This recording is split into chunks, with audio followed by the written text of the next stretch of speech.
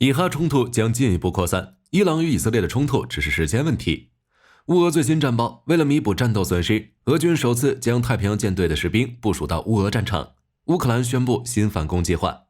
为应对无人机、伯克级驱逐舰增加拉姆导弹，美军起风边奥 B， 这是近20年以来首次有枪骑兵退役后重新服役。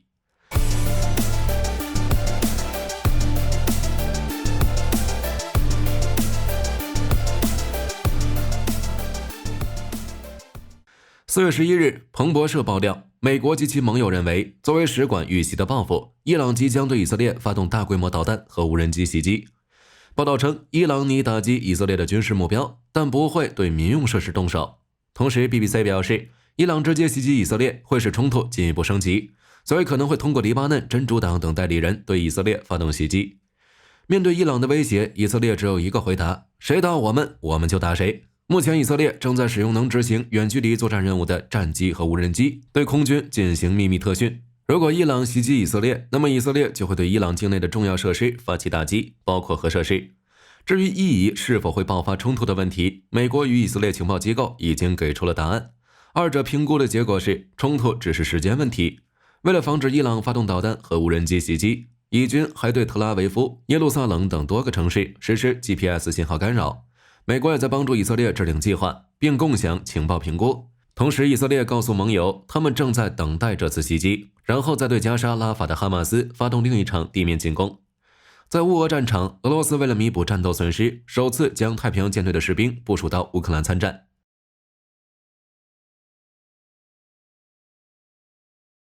4月12日，以色列北部地区多次响起火箭弹警报，铁穹进行了多次拦截。以军发布声明称，约40枚火箭弹从黎巴嫩射向以色列北部，一些被拦截，其余落在空旷区域，目前没有人员伤亡。据伊朗媒体报道，至少有50枚火箭弹从黎巴嫩南部向以色列东北部发射。此外，以军还击落了2架黎巴嫩真主党向以色列发射的无人机。俄新社4月12日报道，乌克兰国家网报道称，乌军中尉尼古拉·梅利尼克表示，乌克兰武装部队的人员配备不足一半，还需要招募35万人，其中乌克兰武装部队需要10万人，另外需要10万人作为后备，15万人进行轮换。同时，梅利尼克认为，乌克兰必须让现有军人复员，并由新兵接替。乌俄战争爆发后，俄罗斯3大舰队无一幸免，黑海舰队近乎瘫痪，波罗的海舰队希尔普霍夫号导弹舰被乌军袭击，太平洋舰队也首次派出部队参战。4月12日，乌克兰国防情报局表示，俄军正在将太平洋舰队的人员部署到乌俄战场。俄太平洋司令维克多·利纳已经发布命令，俄海军停止向叙利亚轮调，所有人员都被送往乌克兰境内的战区。大约有2000名士兵来自俄罗斯滨海边疆区和勘察加半岛地区。此外，俄罗斯武装部队第11集团军以及空降突击部队的大约400名士兵将填补俄军第155和第40海军陆战旅的损失。其中第155海军陆战旅已经4次被全歼，4次补充重建。此前，太平洋舰队并没有直接参与乌俄战争，只是俄军的损失越来越大，导致所有军种、所有部队都不可避免地前往乌俄战场。早在2022年，俄罗斯就将防守北方四岛的18机枪炮兵师抽调到乌俄战场，结果被乌军第81空中机动旅消灭。太平洋舰队的士兵也只有一个结局，那就是被消灭。乌克兰已经制定新的反攻计划，包括摧毁克什大桥。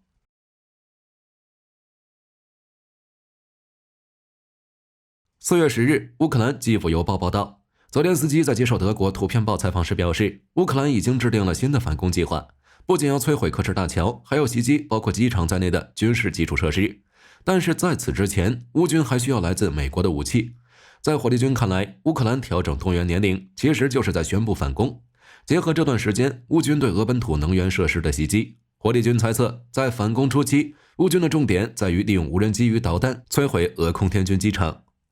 地面反攻的第一步则是摧毁克什大桥。在4月3日的时候，英国卫报就报道，乌军将在2024年上半年摧毁克什大桥。如果大桥永久性受损，俄军将被迫使用公路运输的方式向乌克兰南部运输军事物资，这将严重削弱俄军地面推进的战力，从而为乌军反攻创造条件。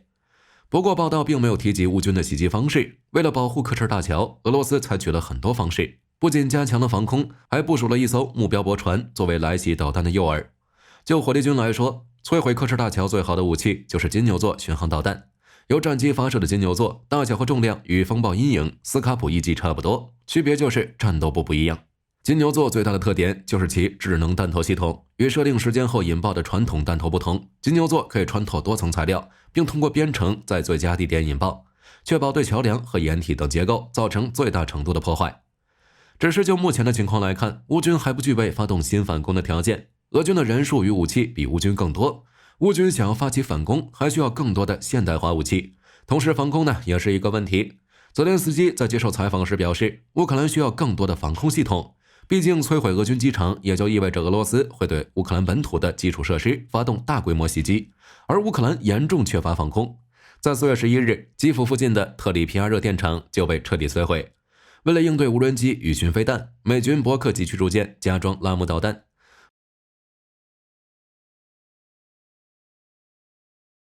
4月12日，法新社报道，法国空军正在法国南部培训驾驶 F-16战机的乌克兰飞行员。法国国防部长塞巴斯蒂安·勒克尔尼表示，这些飞行员将接受阿尔法教练机的一般培训，掌握驾驶 F-16战机的基本要领，之后会在一个秘密地点接受为期数月的高级培训。美国陆军 GPMRC 主导的美菲盾派24联合演习已经在吕宋岛展开，多达3900名美菲陆军参演。盾派24联演分为2个阶段，第一阶段是美菲陆军举行作战任务规划与专业技能交流，第二阶段投入1500名美军与1800名菲军，在城镇与丛林环境中执行阵地防御、空中突击与单兵反装甲武器射击训练等项目。此外，美国新成军的第一多领域特遣队导弹连首次在印太演训，测试中程打击能力。目前美国海军有73艘伯克级，所有的 Fight 1和 Fight 2以及前7艘 Fight 2A 都配备了2套密集阵，一套在军舰上层建筑前方，另一套位于船尾。只是由于密集阵的使用频率太低，美军就把建筑前方的密集阵给拆了。经过乌俄战争以及红海地区的袭扰之后，美军觉得有必要在伯克级前方安装一套防御系统。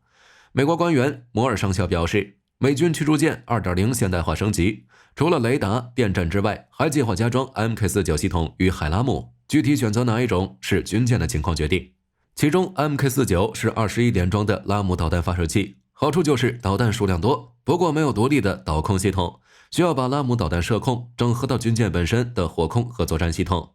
海拉姆则是11点装拉姆发射器，与密集阵的火控系统结合，属于一个独立的近程防御系统，不需要军舰本身的作战系统与雷达火控，可以独立运行。海拉姆可以一次射出全部导弹，拦截不同的空中目标，安装起来呢也比较方便，可以装在旧系统的战舰上，缺点就是导弹存量较少。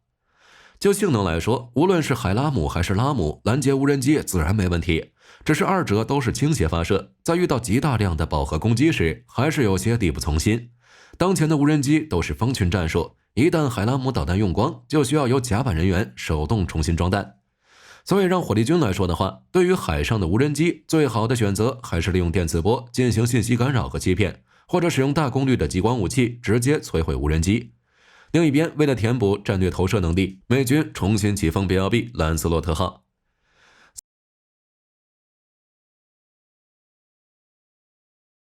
3月中旬的时候，美国空军第7轰炸机联队发言人就表示，一架来自飞机坟场的 BLB 将在2024年晚些时候重新服役，这是近20年以来首次有枪骑兵退役后重新服役。2021年9月，美国空军正式准许17架 BLB 退役，并封存在亚利桑那州戴维斯蒙森空军基地，也就是飞机坟场。但是为了填补战略投射力量的缺口，美军又起封一架 BLB， 目前这架叫做兰斯洛特号的 BLB 已经完成起封与检查工序，并飞往奥克拉荷马州严克空军基地接受进一步的修整。问题来了，为什么这架 BLB 退役没多久就要起封呢？ BLB 退役的原因很简单，太费钱了。它是世界上第一种可变翼轰炸机，维修难度比其他固定翼飞机更高，成本呢也不在一个级别。之前美国空军甚至表示减少 BLB 可变翼的调整次数，而且在美军过去20年的对外作战中， BLB 都是挑大梁的那个。也正是因为过度操劳，多数机体都有提前老化以及妥善率下降的问题。美军在2021年退架17架 BLB 的时候就表示，如果保持每架轰炸机的服役状态，将花费数千万美元。而重新服役的原因也是因为钱。2022年4月，一架 BLB 在德州戴斯空军基地进行维修时，遇上火灾严重受损，无法继续飞行。2024年1月，美国空军损失了另外一架 B-1B， 该机在南达科他州埃尔斯沃斯空军基地降落时坠毁，被评价为 A 级事故。两者受损太过严重，维修成本太高，不如重新起风 B-1B。而且呢，这不是美军第一次起风 B-1B 了。在2003年时，美国空军退役了33架 B-1B， 后来收到国会授权，在2004年9月又重新服役了7架。毕竟这些被送到飞机坟场的飞机，不代表飞机不能用。一般情况下，驻扎在戴维斯蒙森空军基地的第309航空航天维护和再生大队，在封存飞机时会拆除机上的爆炸装置，比如弹射座椅的火箭发动机，然后用防腐蚀油填充流体管线，封闭开口，防止鸟类在飞机上筑巢，并在驾驶舱进气口和尾喷口喷洒乳胶防腐剂，减少阳光和热量造成的破坏性影响，以保证飞机可以重新服役。2021年退役的那17架 B-1B 中，就有4架保持可重新服役状态。美军陆军研发新型导弹防御指挥系统，整合现役防空系统与武器，将彻底改变战场规则。新版标准6也已经完成反导测试。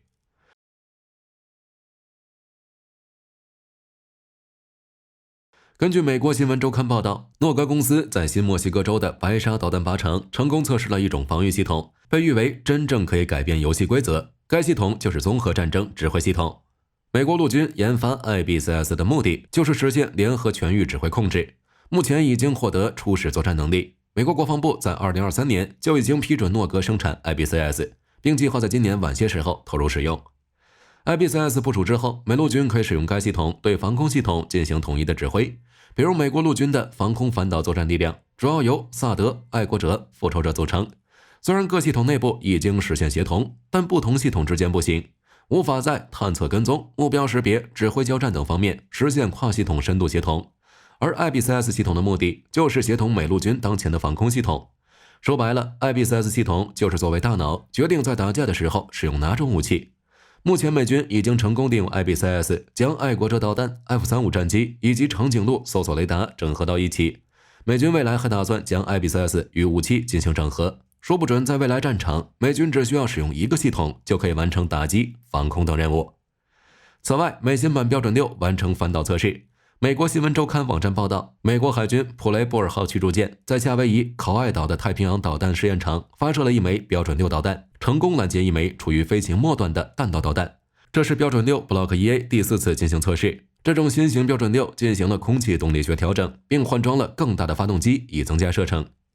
标准6被称为3合1导弹，兼具防空、反舰和反导作战能力，未来或许还要加上可拦截高超音速导弹。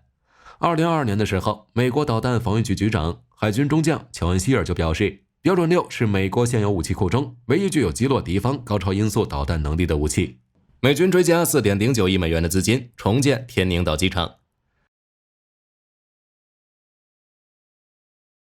美国防务新闻网站4月10日报道，美国空军授予福禄集团价值 4.09 亿美元的资金，用于重建天宁岛机场，预计5年内完工。天宁岛属于北马里亚纳群岛，是二战期间美国陆军航空队的重要基地之一，用于起飞轰炸机空袭日本。投下2枚原子弹的 B-29就是从天宁岛机场起飞的。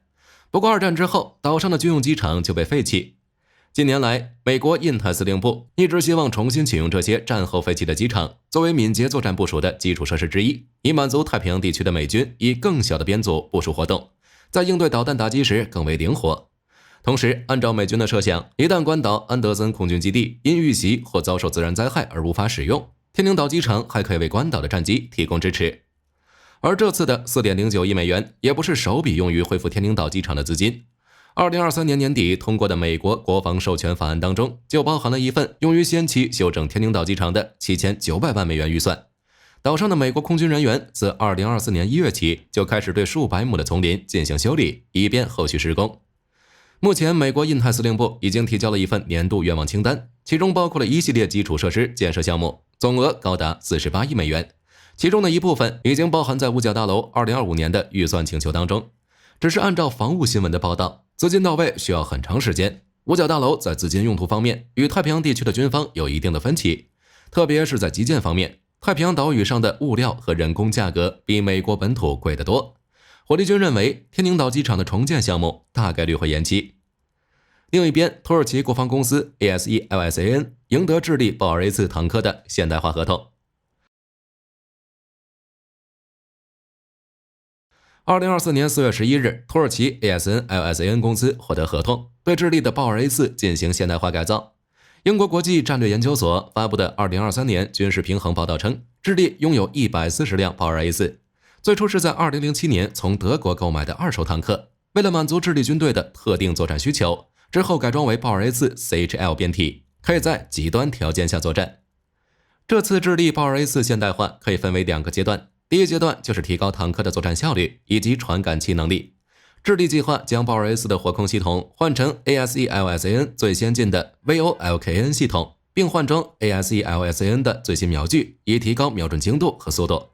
在火力方面，加装 SARP 型遥控武器站，为了提高态势感知能力，豹 2A4 还将加装激光预警系统，并为车长安装新的光电系统。豹 2A4 现代化的第二阶段就是整合 ASE-LSAN 的硬杀伤主动防护系统，用于对付战场上的无人机。好了，本期视频到这儿就结束了。各位认为乌军的新反攻什么时候开始？可以在视频下方留言，大家一起讨论。我是火力军，下期见。